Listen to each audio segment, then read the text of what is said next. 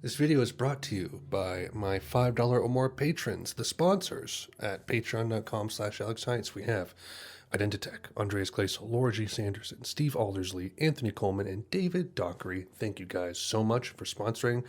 I really appreciate it. Hope you enjoy. You guys know what this is? Circle. You've probably seen the ads on like Instagram and Facebook, but it's like this cartridge thing. This video isn't even sponsored by this company, but I'm just showing you because I think it's interesting. This thing right here, the lid and the bottle are the bottle, and then this spout and what's in here is the flavoring. It doesn't flavor the water until you drink it. You can adjust like how much flavor you're getting from like 1 to 9, or it could be complete flavor, complete water, that kind of a thing. And it's like, I don't know, $5 for a starter kit, and then 27 for like 8 cartridges as often as you want. So we're gonna try 8 cartridges and see what happens. I don't know.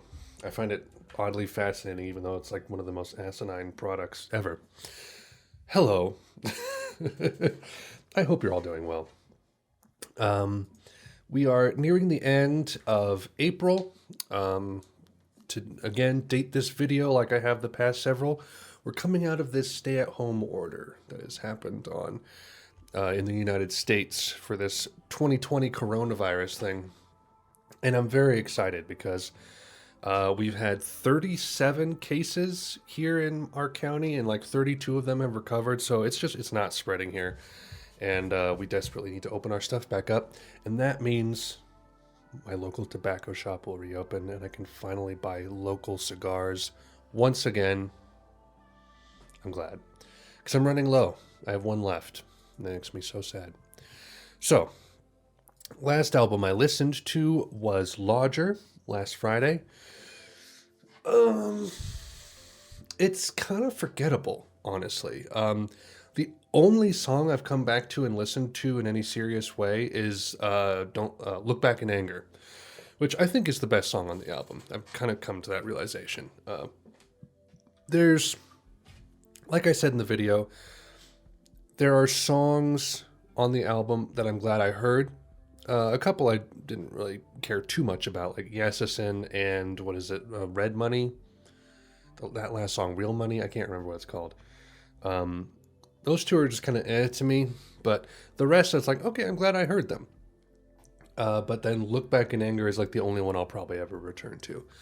But it's not a bad album. It's just, it doesn't have a lot of staying power, I think is its weakness. But fine, it's fine. Again, I would call Station to Station Low Heroes the Berlin trilogy because it's like pre-Berlin and then going out of Berlin. Or going into Berlin, but like Lodger, it's 2 years later. It doesn't quite fit unless like people are saying it fits tonally. And we're about to discover today if that's the case, because we're moving 1 year ahead of Lodger into Scary Monsters and Super Creeps, which is apparently kind of a departure from those last 3 albums in some way, and we'll see how that works. Again, he's got Tony Visconti on here. They're recording in New York and London. And as far as I can tell, no Eno in sight. We just have Robert Fripp back on a handful of tracks with the lead guitar, which is interesting. 45 minutes. It's a little bit longer than the last couple. Heroes may have been 40. I can't remember. Lodger was short. We got art rock, new wave, experimental rock, and post-punk. And this is supposed to be kind of like seen as Bowie's response to the new wave movement he started, which I think is kind of intriguing. And people in the Lodger video in the comments said that this is a much more enjoyable album than Lodger, which it's like, I didn't dislike Lodger, so I'm thinking this might be have more of a pop appeal, because Lodger was bizarre, that's for certain. Definitely set the stage for world music, just like very boldly out of the gate, I think. Because Peter Gabriel and, Talking Heads, Paul Simon, they kind of came later with their approaches. But let's just begin, guys. We got a long album ahead of us. Well, not long, but decently sized. I'm not doing the reissue bonus tracks. I've heard Space Odyssey. I've heard Panic in Detroit, obviously. It's a re-recorded version. which was a Aladdin Sane track, right? And then there's just two singles, A-side singles. But it's already a 45-minute album, so we're just going to skip those. So let's begin. It's No Game, Part 1.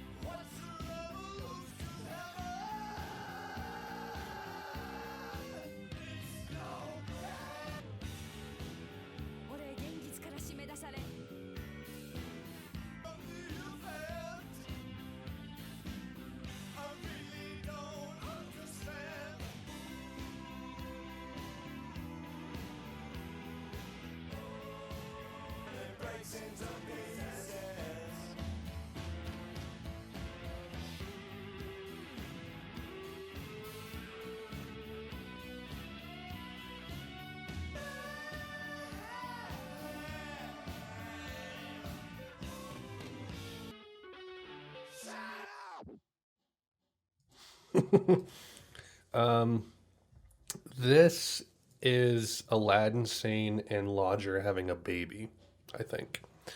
Um, it's kind of got that, like, there's that, like, Lodger. I think the thing with Low, Heroes, and Lodger was like Bowie seemed very restrained or intentional. It's hard to put words on it, but like Lodger was kind of wild, but it was very like focused and intentional in that way.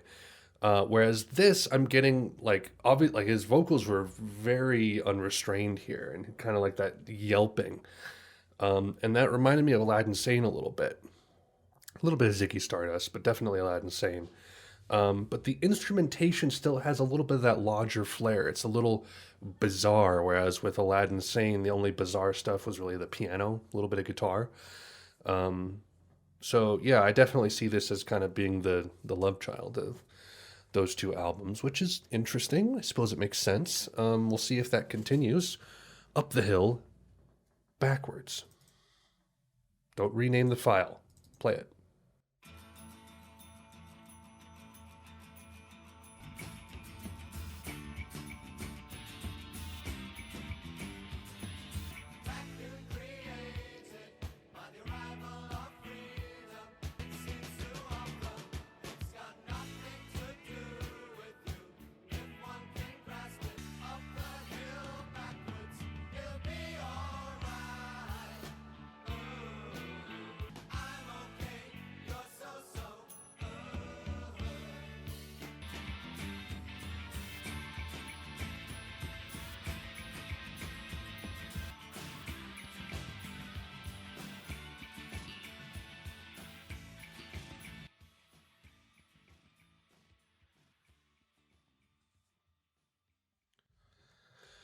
I liked that. That was very simple. And it wasn't like even some of Bowie's most simple songs are a little like odd or off kilter or whatever you want to call it. And I mean, that one kind of had a little bit of tone shift between like the instrumental riffs and stuff and then like the verses and choruses. But it was just very straightforward. I can see why this album did pretty well. It did very well in a lot of charts all around the world. So, yeah, Scary Monsters and Super Creeps.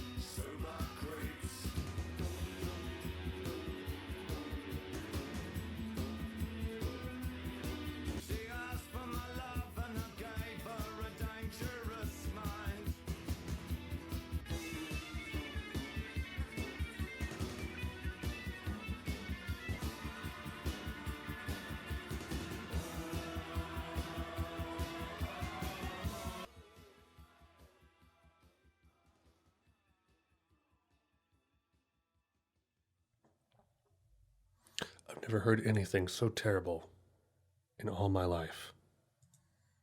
No. Definitely like a Joy Division vibe on that. Maybe early New Order, like movement. But there was kind of like a new wave aspect to it too. Again, I'm seeing why this album did fairly well. Like number 12 in the US, apparently. Number one in the UK charts, first since Diamond Dogs in '74, 6 years earlier. Yeah, this definitely feels way more accessible than Lodger. I don't know how much more or less I like it than Lodger right now, but we'll just keep going. Gotta figure this out, right? Ashes to Ashes. I know this is kind of a big song. It's a lot of people's favorites too, like top 5 Bowie songs kind of a thing. So let's see what we got.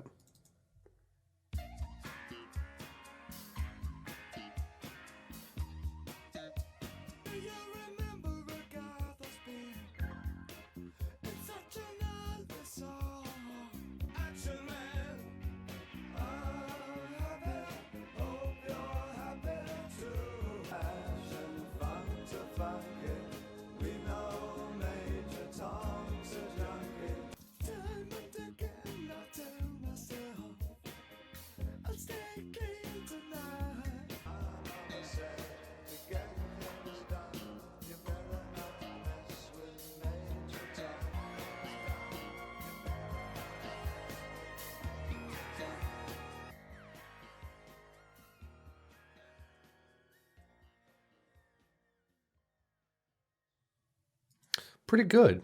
Pretty good. Now the question is, do people like it just because it's a good pop song, or do people like it because of its significance, right? Because like obviously it's calling back to Space Odyssey, revisits the ground control and Major Tom themes, um, or do people like it even more so because it kind of has a bigger musical history context to it? Because it's like you go to the Wikipedia page here, it says years later, Bowie said that Ashes to Ashes, with Ashes to Ashes, he was wrapping up the '70s really for himself, which seemed a good enough epitaph for it.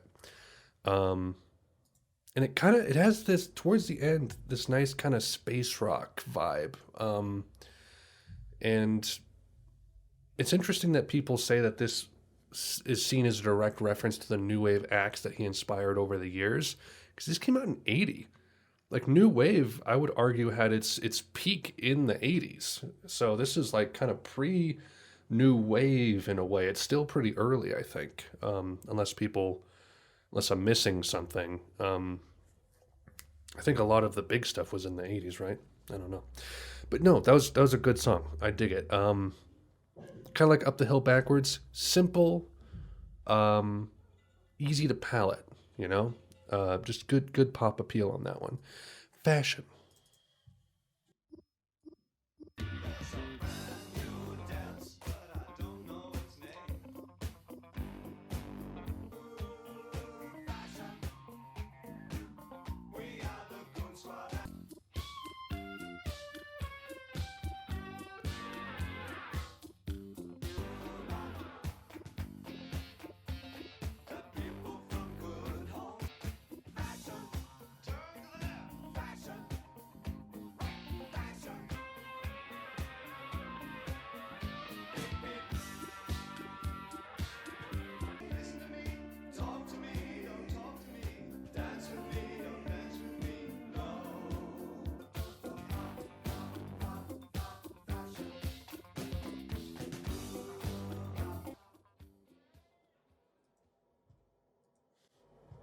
Someone always flushes the toilet while I'm recording these things. I don't know why. Yeah, a funk track, kind of forgettable, honestly. I wouldn't be surprised if that was the case with a lot of other people, but definitely weakest so far, I think. It might just be a taste thing, I don't know. I don't think it was bad, but just whatever. Teenage Wildlife.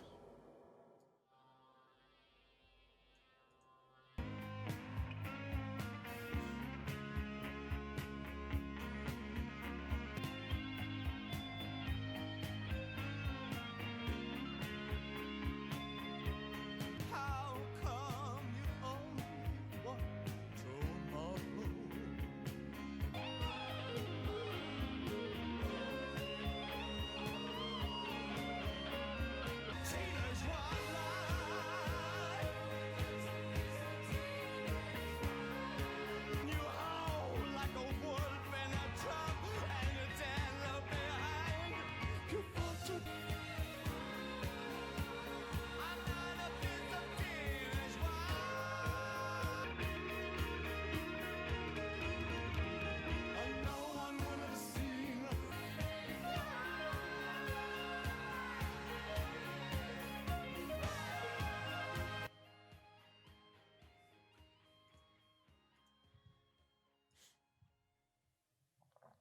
Wow, what a long song.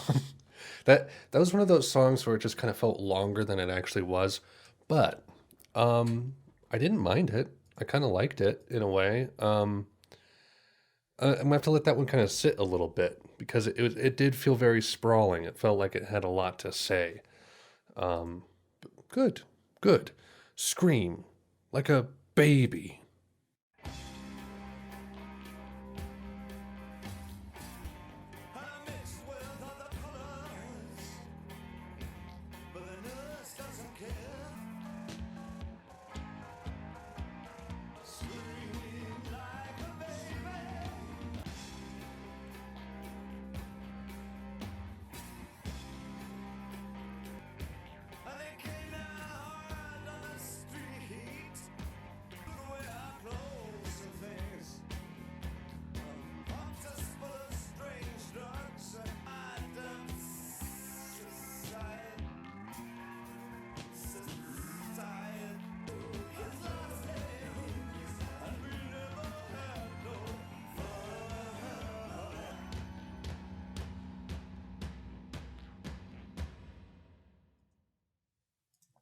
I actually liked that one a lot.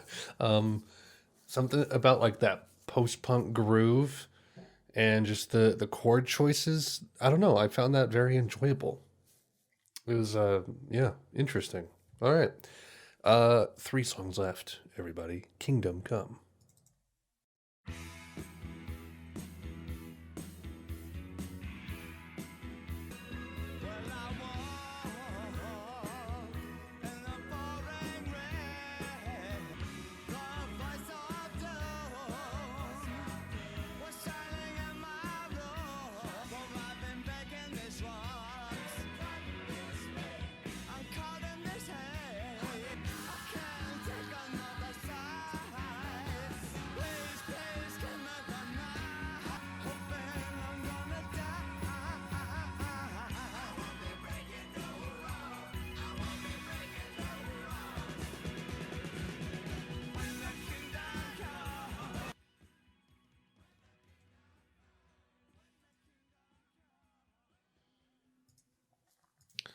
Uh didn't enjoy that one a whole ton. It just kind of felt like one of those oops. I should really be more careful. My gosh. It just kind of felt like kind of a throwaway track. I don't know. Just didn't strike me all that much. Kind of like Fashion a little bit. And they're just kind of like, I probably like it a little less than Fashion, honestly. But that's okay, guys. It's okay because you're young. Accidentally opened two of them.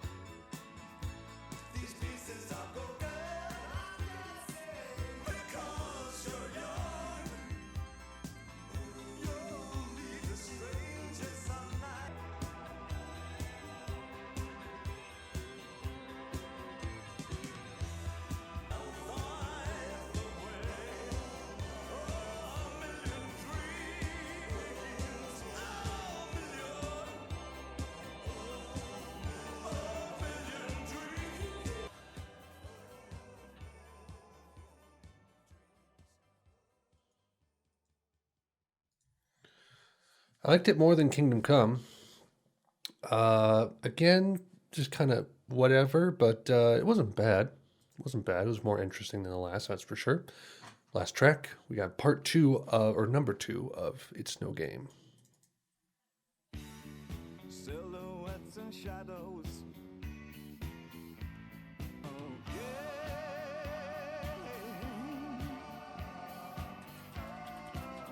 Insulted by these fascists is so degrading. Couples against the target.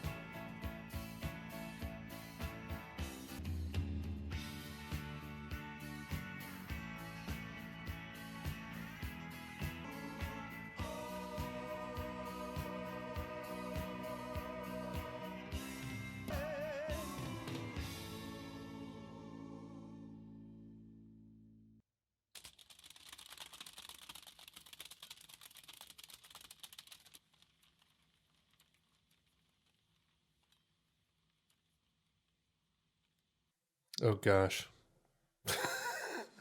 I just realized something. This is going to be hilarious. Oh my gosh. So I use OBS to record the audio for my PC, and I accidentally started streaming while I was doing that. So I've had like people talking in the chat on my channel just with with the music. No mic, just the music. Um, and there's a ton of people in the chat talking. And they just listened to the album without my mic. Oh, that's good. That is hilarious. Well, thank you everyone who apparently just listened to the album for no good reason, with Hangout viewer chat as the title of the stream. That's hilarious. Um, good. Okay. So yeah, there it is. Scary monsters and super creeps. Um, I think I might like it a little bit more than Lodger, possibly. I think the first half is better than the second half, though. Kingdom Come, Because You're Young, are kind of eh. Teenage Wildlife feels a little bit long, but we'll see how that plays out. I like Scream Like a Baby, and It's No Game number 2 was fine. But those first 4, I think, were pretty solid. They're pretty good. Um, yeah, I think I like it more than Lodger. It's an interesting album, that's for sure. And it wasn't as wild as I thought it was going to be. Like, I think the first track kind of betrayed it a little bit. I said it kind of had that Aladdin Sane, unrestrained nature to it. But the rest was kind of like fairly grounded and controlled, which was cool. Ground controlled to Major Tom. Anyway, that is all. That is it. Again, thank you everyone who watched the stream for no reason, but now you get to actually see the reaction, the other half of it. That's funny. I looked down and I saw the bit rate, and I'm like, why is their bit rate like going down? Why am I dropping frames? It's like, yes, I was dropping frames. I even have my VPN on. That's really funny. All right, so next week, Black Star. This video is probably going to come out a little bit later, just because I have a busy week ahead of me. So it might be later in the week. Normally I drop them on like Sunday, Monday, or Tuesday, but this might be a little later. We'll see. Black Star, and then I'll take a break for a couple weeks, and then we're going to start it on Morrissey. We're going to do 4 Morrissey albums. I'm including Bona Drag as the second one, because it's like a single compilation that's apparently really good. So we're doing that one as well. I think that's all I got for you guys. Yeah, nothing else. Same old. Continue on as you were, and I hope your state opens up soon and things get back to normal. But that is it. Thank you for watching. Godspeed.